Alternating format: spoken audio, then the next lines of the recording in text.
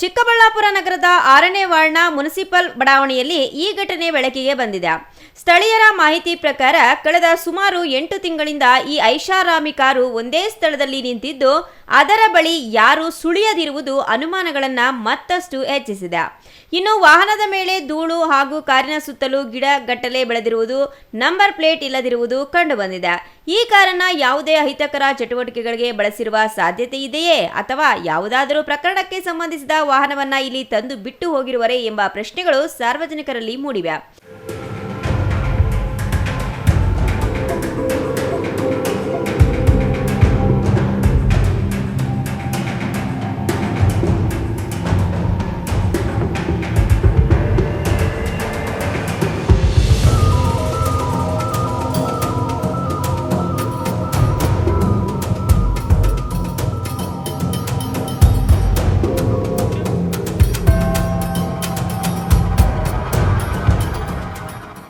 ಇನ್ನು ಕಳೆದ 8 ತಿಂಗಳಿಂದ ಇದೇ ಜಾಗದಲ್ಲಿ ಕಾರು ನಿಂತಿದೆ. ಯಾರು ಬರುವುದಿಲ್ಲ, ಹೋಗುವುದಿಲ್ಲ. ಹೀಗಾಗಿ ಪೊಲೀಸರು ಮತ್ತು ಸಂಬಂಧಪಟ್ಟ ಅಧಿಕಾರಿಗಳು ಪರಿಶೀಲನೆ ನಡೆಸಬೇಕು ಎಂದು ಆತಂಕ ವ್ಯಕ್ತಪಡಿಸಿದರು.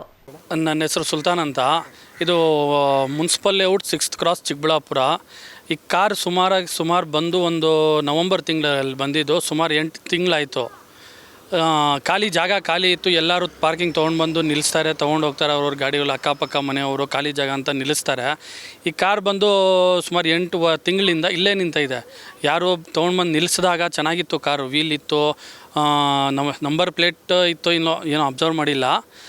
ಲೋಗೋ ಎಲ್ಲ ಕರೆಕ್ಟಾಗಿತ್ತು. ಕಾರ್ ಮಾತ್ರ ಚೆನ್ನಾಗಿತ್ತು. ನಾವು ನಿಲ್ಲಿಸಿ 2-3 ದಿನ ಆದಮೇಲೆ ನಾವು ಬಂದು ನೋಡಿದ್ವಿ. ಕಾರಿಗೆ ಚೆನ್ನಾಗೈತೆ ಕಾರ್ ಅಂತ ಎಲ್ಲರೂ ಮಾತಾಡ್ಕೊಂಡ್ವಿ.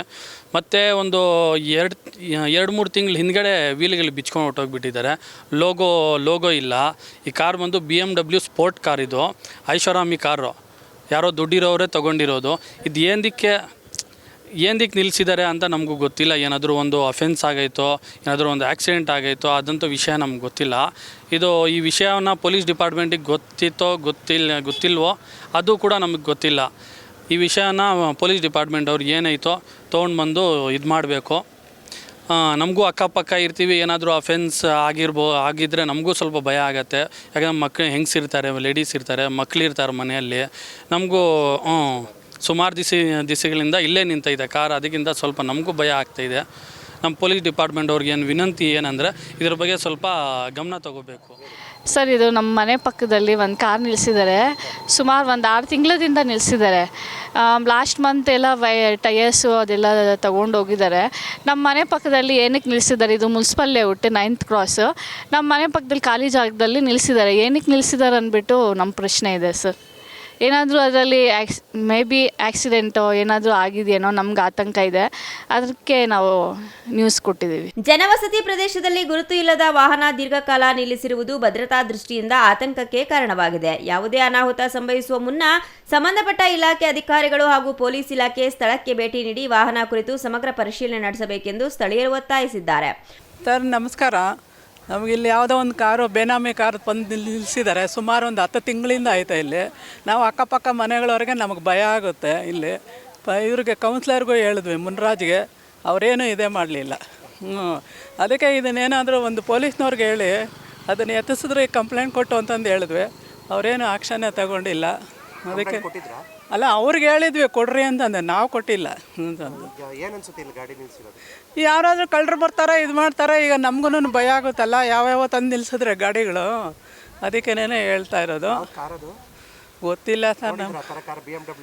ಇಲ್ಲ ಸರ್, ನಾವು ನೋಡಿಲ್ಲ. ಇದು ಕಾಸ್ಟ್ಲಿ ಕಾರೇ ಅಂತಂದು ನಮ್ಮ ಮಗ ಹೇಳಿದ್ದು ಇದು ಅಂತಂದು. ಫಸ್ಟಲ್ಲಿ ನಮಗೂ ಗೊತ್ತಿಲ್ಲ. ನಮ್ಮ ಮೊಮ್ಮಗ ಹೇಳ್ದ, ಬೆಂಗಳೂರಿಂದ ಬಂದಾಗ, ಅಜ್ಜಿ ಇದು ಕಾಸ್ಟ್ಲಿ ಕಾರ್, ಇದು ಯಾರೋ ತಂದು ನಿಲ್ಲಿಸಿದ್ದಾರೆ ಅಂತಂದು ಹೇಳಿದ್ರೆ ಅವರೇನು ಇದೇ ಮಾಡಲಿಲ್ಲ.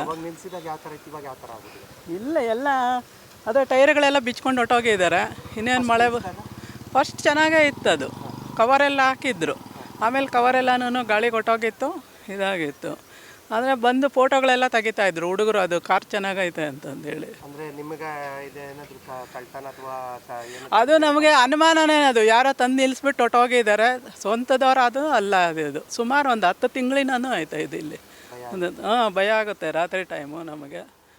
ಒಟ್ಟಾರೆ ಚಿಕ್ಕಬಳ್ಳಾಪುರ ನಗರದ ಮುನಿಸಿಪಲ್ ಬಡಾವಣೆಯಲ್ಲಿ ಕಳೆದ 8 ತಿಂಗಳಿಂದ ನಂಬರ್ ಪ್ಲೇಟ್ ಇಲ್ಲದ ಐಷಾರಾಮಿ ಕಾರೊಂದು ನಿಂತಿರುವುದು ಸಾರ್ವಜನಿಕರಲ್ಲಿ ಹಲವು ಅನುಮಾನಗಳಿಗೆ ಕಾರಣವಾಗಿದೆ. ವಾಹನದ ಮಾಲೀಕರು ಯಾರು, ಇದು ಎಲ್ಲಿ ಹೇಗೆ ಬಂತು ಎಂಬುದರ ಕುರಿತು ಇನ್ನೂ ಸ್ಪಷ್ಟತೆ ಇಲ್ಲ.